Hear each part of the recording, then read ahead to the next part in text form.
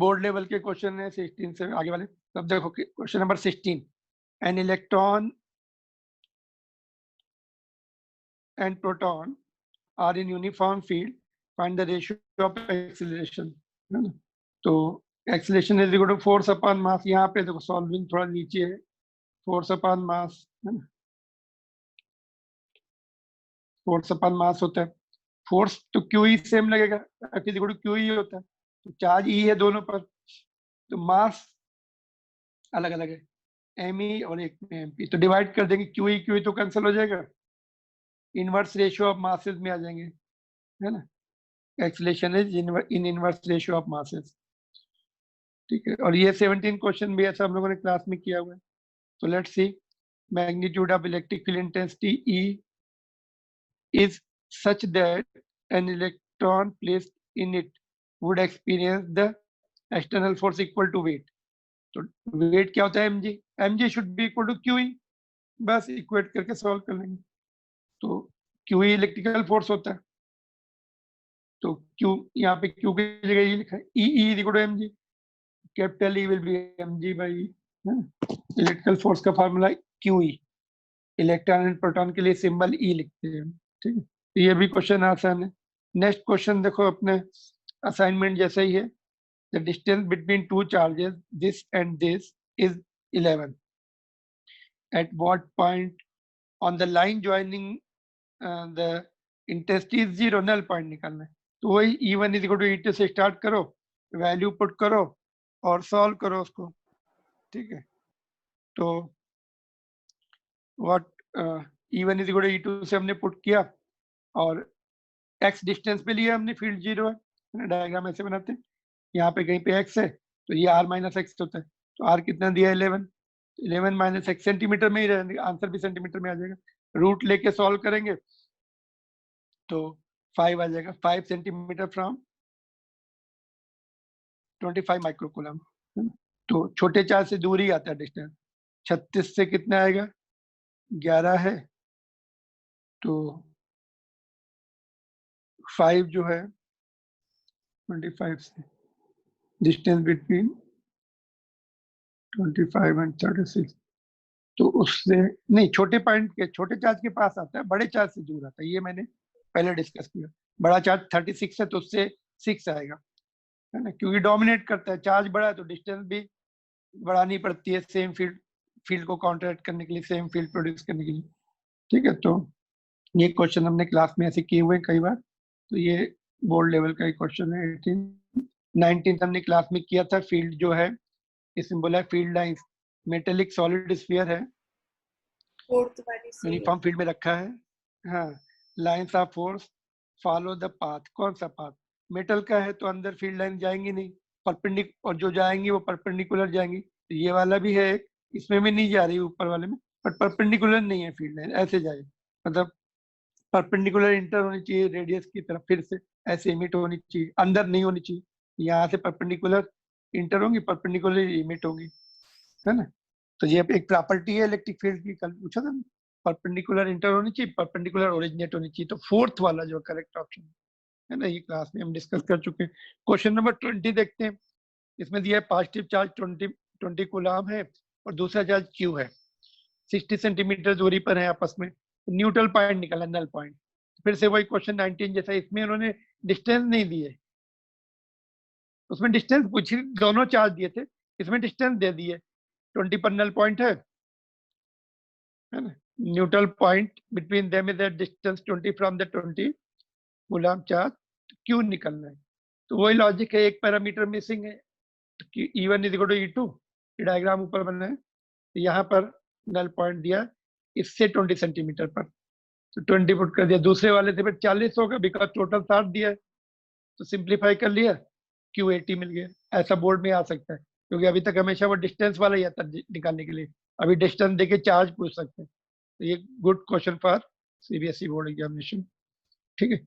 Next question देखते हैं, an electron of mass me initially at rest moves through the certain distance in uniform electric field in time t1. A proton of mass mp also initially at rest takes time t2 to move equal distances equal है, तो S1 is equal to S2 से start कर सकते हैं. Neglecting the effect of gravity, ratio of T2 by T1. तो S is equal to uniform field में acceleration constant होता है, तो काइनेमेटिक इक्वेशन लगा देंगे. S1 is equal to S2 से हाफ AT² वाले फार्मूले से इक्वेशन लिखी, और T2 by T1 है ना, तो ये आ गया. और एक्सीलरेशन कितना होता है? फोर्स, इलेक्ट्रिकल फोर्स अपन मास. इलेक्ट्रिकल फोर्स दोनों में सेम लगेगा, QE कैंसिल हो जाएगा. ये चार्ज सेम होता है ना, अपोजिट डायरेक्शन में जाएंगे वो, बट फोर्स सेम लगता है, QE into QE and QE. तो इनवर्स रेशियो ऑफ मासेस, ये मासेस के रेशियो में टाइम पीरियड आ जाएगा. I mean time to cover the same distance same है, इसलिए हमने वहीं से स्टार्ट किया. इसका बी ऑप्शन है. ठीक है, तो क्लियर सो फार. क्वेश्चन नंबर 22 देखते हैं. ये थोड़ा सा क्वेश्चन हाई लेवल का है, मतलब ये बोर्ड में शायद ना आए, क्योंकि ये प्रोजेक्टाइल वाला सिचुएशन आ रही. देखते हैं इजी क्वेश्चन. अगर तुमने प्रोजेक्टाइल पढ़ा है ठीक से, तो तुम्हारा ये क्वेश्चन आराम से हो जाएगा. देखो, there is what is called uniform electric field of strength 10⁻³ volt पर metre along the y axis, इस तरफ है. Body of mass 1 gram and charge 1 microcoulomb is projected into the field from origin along the positive x-axis, ऐसे, with the velocity 10 meter per second, it is speed after 10 seconds, है ना. तो इसमें field ऊपर है, तो फोर्स ऊपर लगेगा, ऐसे टर्न हो जाएगा. तो इसका जो है y डायरेक्शन में वेलोसिटी निकाल देंगे. x में तो चेंज होगी नहीं, बिकॉज फोर्स इधर लग रहा है. तो x कंपोनेंट जो है वेलोसिटी का चेंज है. जैसे प्रोजेक्टाइल में क्या होता है, फोर्स नीचे लगता है तो प्रोजेक्टाइल नीचे आता है. y कंपोनेंट चेंज नहीं होता, x कंपोनेंट चेंज नहीं होता, वेलोसिटी का जो है y कंपोनेंट ऑफ वेलोसिटी बढ़ जाता है, एक्सीलरेशन उसको नीचे खींचता है. इसमें उल्टा हो रहा है बस. ठीक है, तो ये चार्ज में देखो, पहले हम y डायरेक्शन में एक्सीलरेशन निकाल लेंगे, वही फार्मूला, फोर्स अपॉन मास, और force is equal to QE. तो इससे एक्सीलरेशन मिल गया हमें, वैल्यू पुट करने से 1 मीटर पर सेकंड स्क्वायर आ गया. और x डायरेक्शन में वेलोसिटी 10 दी है, तो ये तो चेंज होने वाली नहीं थ्रू आउट. y डायरेक्शन में काइनेमेटिक इक्वेशन से निकाल लेंगे. y डायरेक्शन में इनिशियल वेलोसिटी नहीं है, इधर प्रोजेक्ट किया, तो इनिशियल कंपोनेंट ऑफ वेलोसिटी 0 है ये, और टाइम t के बाद ये हो जाएगा. एक्सीलरेशन 1 निकाला हमने y डायरेक्शन में, टाइम 10, तो 10 आ गया. तो ऐसे कहीं पे पहुंच जाएगा. तो एक वेलोसिटी ये रहेगी और ये रहेगी, ये Vy रहेगी और ये Vx रहेगी. Vx तो चेंज हो ही नहीं रही, 10 ही रहने वाली, और ये भी 10 आ गई. तो दो वेलोसिटी 90 डिग्री पे है, तो रिजल्टेंट वेलोसिटी ऐसे आ जाएगी, √a² + b², 10√2 मीटर पर सेकंड. तो ये प्रोजेक्टाइल जैसा, बिल्कुल प्रोजेक्टाइल में वेलोसिटी निकालते थे ऐसे, बिल्कुल वैसे ही क्वेश्चन, बस वहां पे एक्सीलरेशन g रहता था, यहाँ पे acceleration QE/m, force upon electrical force upon mass. ठीक है, तो this is good question, but JEE and NEET के लिए अच्छा क्वेश्चन, बोर्ड में नहीं देंगे, बहुत कम रेयर चांसेस होते हैं इसके. नेक्स्ट क्वेश्चन क्लास में किया हुआ है अपना, कि ये मेटेलिक शेल है, तो फील्ड लाइन वही मेटल के अंदर तो होती नहीं. कौन कौन से में नहीं दिख रही मेटल के अंदर? इसमें नहीं दिख रही और इसमें नहीं दिख रही. परपेंडिकुलर इंटर होनी चाहिए, परपेंडिकुलर लीव होनी चाहिए. इस वाले में परपेंडिकुलर इंटर हो रही. ठीक है, ये वाले में, तो ये वाला ऑप्शन सही है. ये तो रूल आउट होगा शुरू से ही, ये वाले, क्योंकि मेटल के अंदर फील्ड नहीं जानी चाहिए.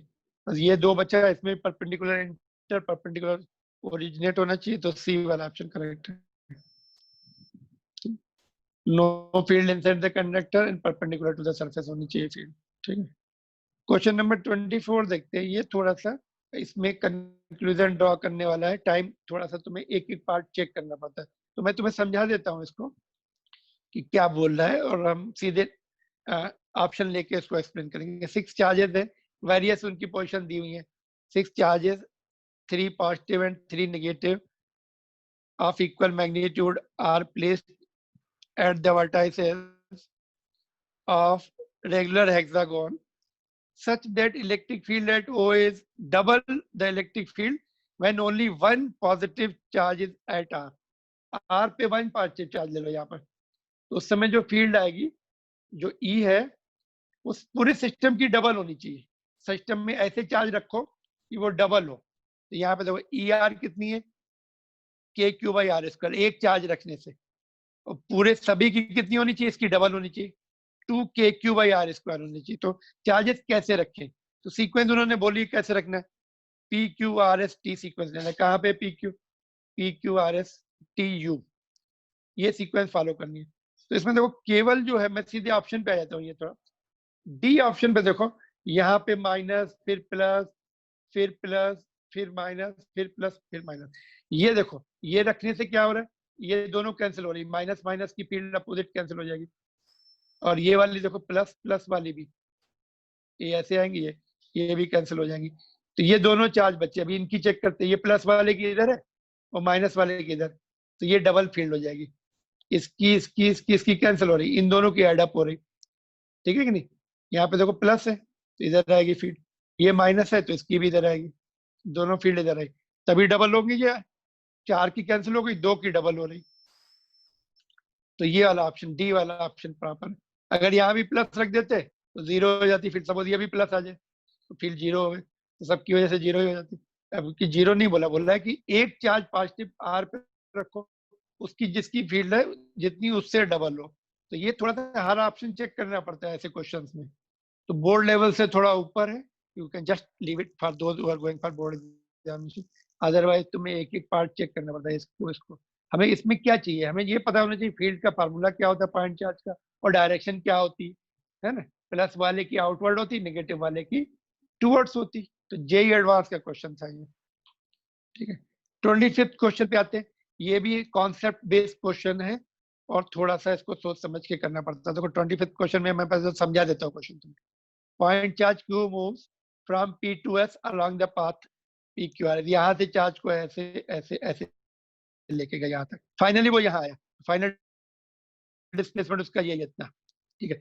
कोऑर्डिनेट सबके दिए, उसका कोई मीनिंग नहीं है कोऑर्डिनेट्स का, ठीक है। तो work done by the field in the following process.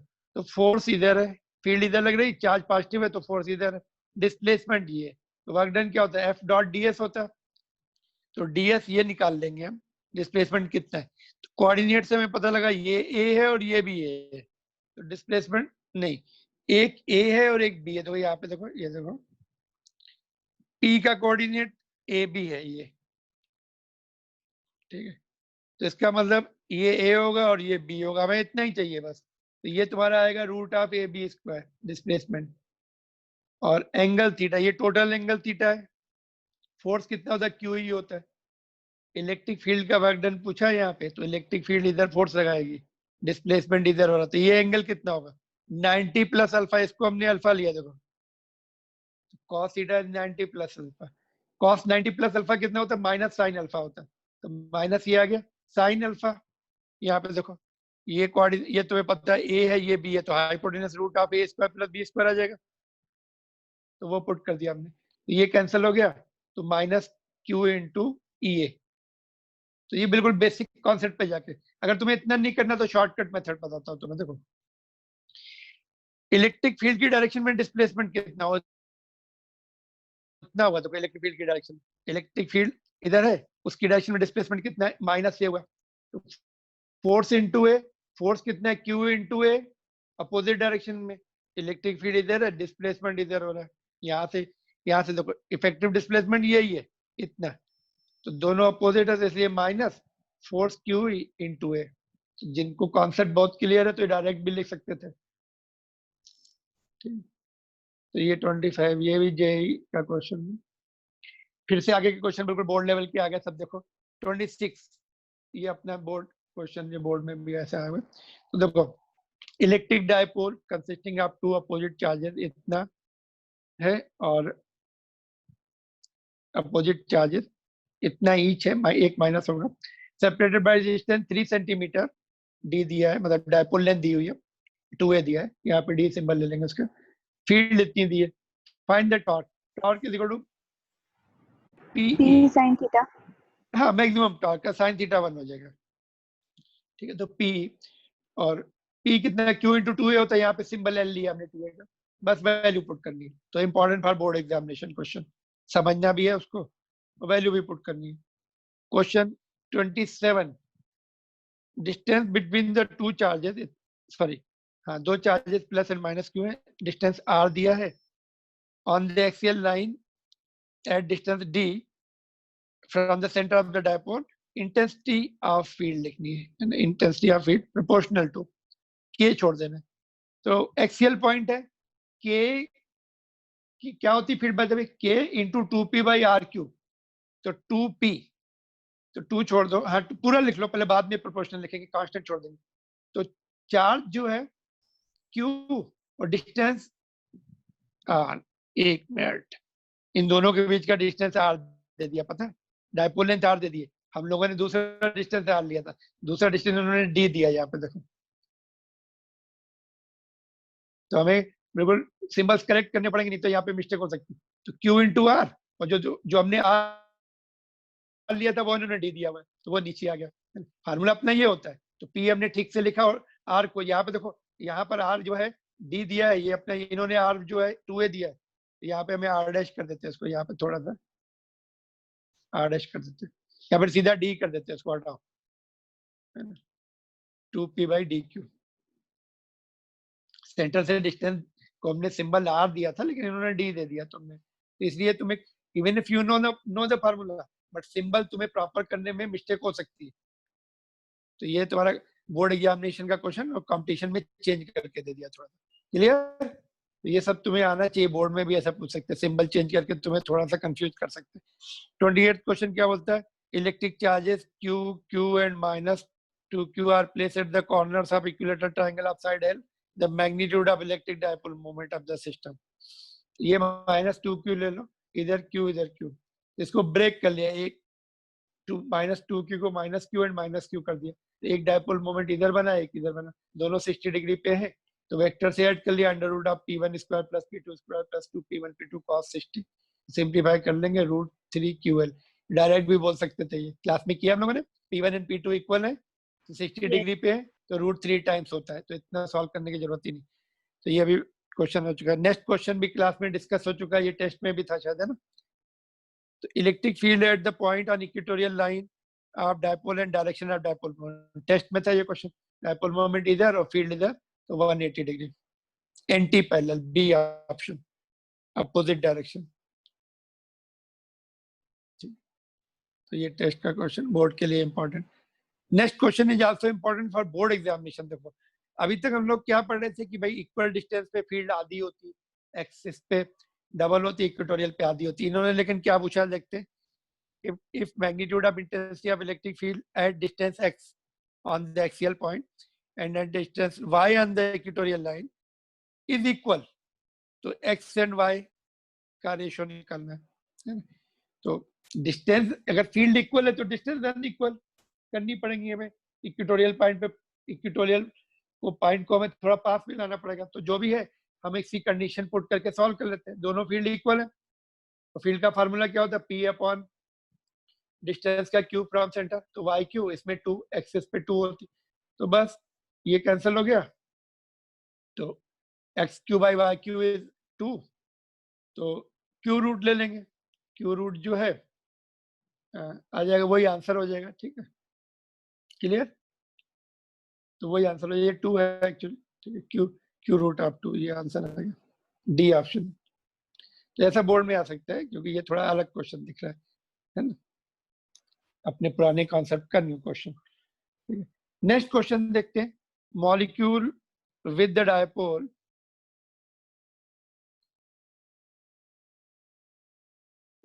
dipole moment, molecule with the dipole moment p is placed in electric field of strength E. Initially the dipole is aligned parallel to the field, theta 0 दिया, if the dipole is rotated to the anti-parallel 180 degree, the work done, फिर से मैंने बताया वो तुम्हें, work done by external agency is equal to change of potential energy U2 minus U1। ये तुम्हारा बहुत यूजफुल फार्मूला है पूरे चैप्टर के लिए। तो फाइनल में क्या है, 180 डिग्री हो गया, इनिशियल में 0 था, और माइनस माइनस ये प्लस हो जाएगा बाहर का, तो ये इतना आ जाएगा, cos 180 माइनस होता तो ये भी प्लस हो जाएगा, ये भी प्लस हो जाएगा, दोनों ऐड हो गए, डी ऑप्शन। तो वेरी इंपॉर्टेंट, ये बोर्ड में भी आता है क्वेश्चन, कंपटीशन में भी आता है। 32 question is brand new for you. ये हमने इलेक्ट्रिक फील्ड इंटेंसिटी 0 करा था नल पॉइंट, लेकिन यहाँ पर जो है डायपोल की फील्ड इंटेंसिटी 0, तो डायपोल का फॉर्मूला लगेगा। एक डायपोल बोला है कि ऐसे रखो, दूसरा ऐसे रखो, तो दोनों के अपोजिट फील्ड आएगी एक्सियल पॉइंट पे। तो E1 is equal to E2 से हमने डायपोल की फील्ड के फार्मूला पुट कर दिया, तो उसमें क्यूब आता नीचे। पहले तो हमने कांस्टेंट हटा दिए, तो ये क्यू रूट भी ले लिया है ना, 64 का क्यू रूट 4 हो जाएगा। ठीक है, तो ये है, सॉल्व किया तो x इज इक्वल टू 5 आ गया, 1/5। ठीक है, तो यहाँ पे देखो dipole moment P and 64 P दिए थे, अपोजिट डायरेक्शंस में है, डिस्टेंस टोटल 25 था, है ना, नल पॉइंट निकालना था, तो एक तरफ से x ले लिया हमने इधर से, दूसरी तरफ से 25 माइनस x हो गया। तो डायपोल के लिए कभी भी नल पॉइंट निकालने का आ सकता है, इसमें क्यू रूट लेना है, पॉइंट चार्जेस के लिए हमें स्क्वायर रूट लेना था। तो this is new question, competition के लिए भी, बोर्ड के लिए भी अच्छा क्वेश्चन। क्वेश्चन नंबर 33, ये इलेक्ट्रिक फील्ड का ओमेगा है, ऐसा हमारे मैग्नेटिज्म में ओमेगा निकालना आता है ना। तो देखते क्वेश्चन पढ़ते, अपने फील्ड में इलेक्ट्रिसिटी में नहीं था इसलिए हम लोगों ने नहीं किया था। Dipole moment is situated in electric field, uniform field, whose dipole moment is p and moment of inertia is I. If dipole is displaced slightly from the equilibrium position, then the angular frequency निकालना है। तो हमें torque का formula I alpha होता है, which is equal to minus p, which is equal to p sin theta। Minus मतलब वो oppose करते हैं, मतलब वापस आने की टेंडेंसी होती है, तो अल्फा इज इक्वल टू ये आ गया। तो ये जो होता है ना, जो थीटा का कोएफिशिएंट होता है वो ओमेगा स्क्वायर होता है। एंगुलर एसएचएम का फार्मूला है ये, और लीनियर एसएचएम का कौन सा होता है, A is equal to minus omega square X वाला होता है। एक्स का जो कोएफिशिएंट होता है कांस्टेंट होता है, वो ओमेगा स्क्वायर के बराबर होता है। एंगुलर एसएचएम में अल्फा आ जाता है। तो ये ऐसा डेरिवेशन हमारा मैग्नेटिज्म में है, तो वहां पे तुम लोग सीख जाओगे ये। ठीक है, यहाँ पे नहीं भी आ रहा तो कोई प्रॉब्लम नहीं, मैग्नेटिज्म में डेरिवेशन कोर्स में है हमारा, वहां पे हम लोग डायपोल मैग्नेटिक डायपोल मूवमेंट का ओमेगा निकालते और टाइम पीरियड निकालते हैं। यहाँ पे इलेक्ट्रिक डायपोल में सिंबल चेंज करके तुम ये कर सकते हो बाद में वो होने के बाद। ठीक है, ये क्वेश्चन अपना एनसीईआरटी बुक का ही है ना। बीच में चार्ज सेंटर में 2q रखा है, तो इंड्यूस चार्ज यहाँ पे -2q होगा, बाहर कितना होगा, बाहर पहले दिया है क्या, देखते क्वेश्चन कि न्यूट्रल है। Solid conducting sphere of radius a has a net charge 2q and conducting spherical shell of the inner radius b and outer radius c। अच्छा, इसमें रेडियस अलग अलग है, तो concentric with the solid sphere and has net charge -q। अच्छा, इसके ऊपर -q था, तो -2q अंदर आया तो +2q, तो इसलिए q बचा यहाँ पे। देखो -2q अंदर आया, तो टोटल चार्ज देख लो कितना है, q - 2q is equal to -q, और दिया है तुम्हें -q। कंजर्वेशन ऑफ चार्ज से चेक कर सकते हैं, तो इसलिए मैंने बाहर q लिख दिया डायरेक्ट, कंजर्वेशन ऑफ चार्ज से। The surface charge density of the inner and outer, तो इनर का रेडियस b दिया है, तो उसका सरफेस एरिया 4πb² हो जाएगा, और आउटर का c दिया तो उसका 4πc² हो जाएगा। तो ए ऑप्शन करेक्ट है। तो अभी हम लोग का जो टाइम लिमिट खत्म हो जाएगी, फिर से 15 मिनट के बाद 7 बजे फिर से ज्वाइन करके फिर कंप्लीट करेंगे हम लोग। ठीक है, ऑब्जेक्टिव है, जिनके एक्स्ट्रा क्लासेस हैं वो एक्स्ट्रा अपनी क्लास में जा सकते हैं, बट ये एक्स्ट्रा ही मैं पढ़ा रहा हूँ कल से, सो दैट हम लोग वो शुरू कर दें। ठीक है, तो अभी मैं इसमें एक्चुअली दूसरा वो भेजूंगा तुम लोग को, दूसरा कोड वो स्टार्ट। अच्छा, तुम्हें पासवर्ड भी चाहिए ना उसका, ठीक है, इसी में करेंगे 40 मिनट का, फिर जो बचेगा कल देखेंगे। Okay sir. ओके, ठीक है, तो ये मैक्सिमम कवर कर लेंगे आज, कल थोड़ा सा बच जाएगा तो देखते। ठीक है, तो ये 34 हो गया तुम्हारा, तो ये बोर्ड लेवल का क्वेश्चन है। बाकी सब देखो बोर्ड लेवल के क्वेश्चन है, आगे फटाफट हो जाएंगे। देखो 35, Gauss's law, total electric flux coming out of the unit positive charge q is equal to 1 put कर दो, तो ये आंसर आ जाएगा। ठीक है, और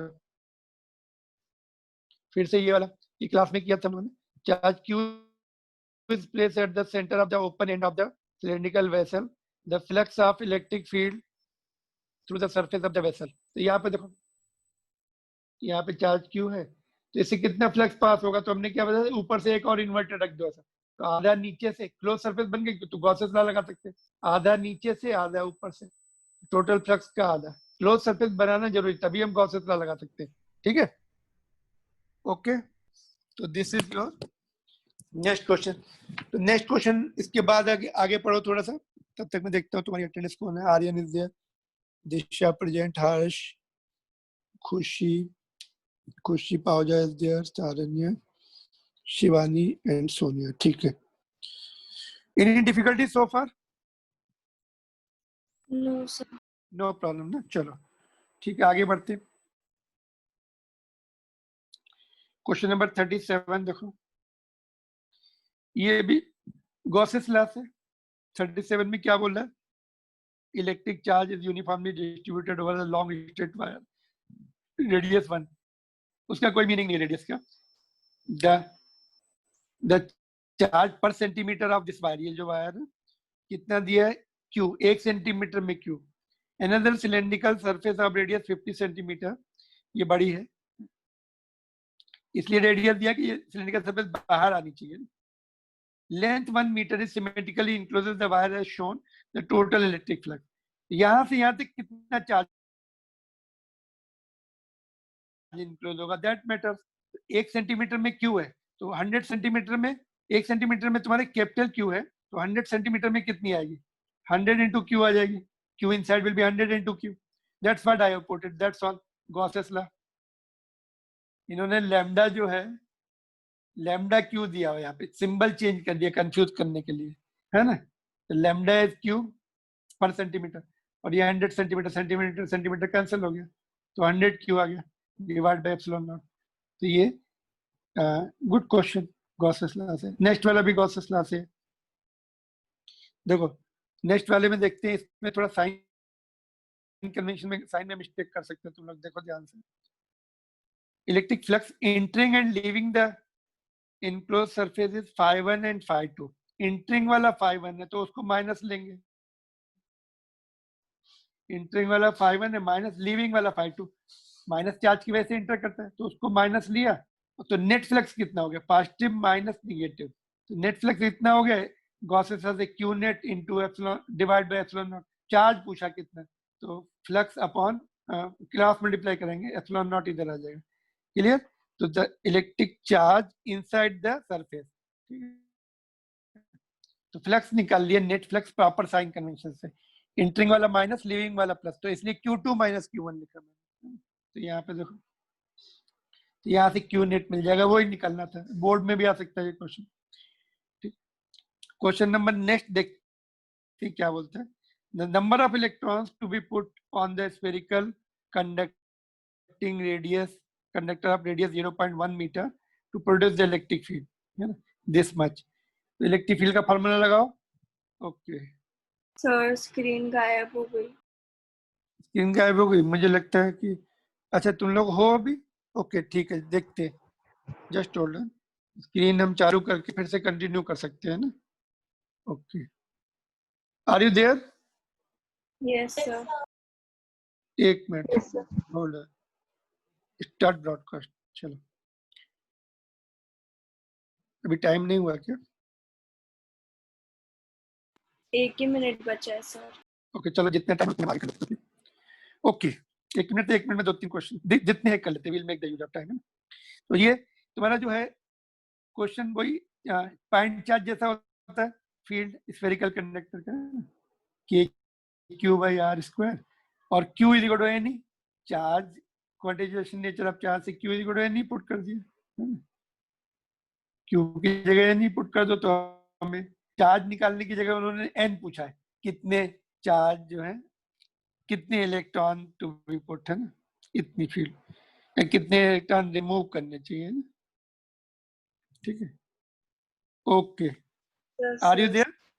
are you still there? Yes sir. अच्छा देयर, आई थिंक वो लोग क्या कर रहे हैं, जूम का ब्रॉडकास्ट स्टॉप करके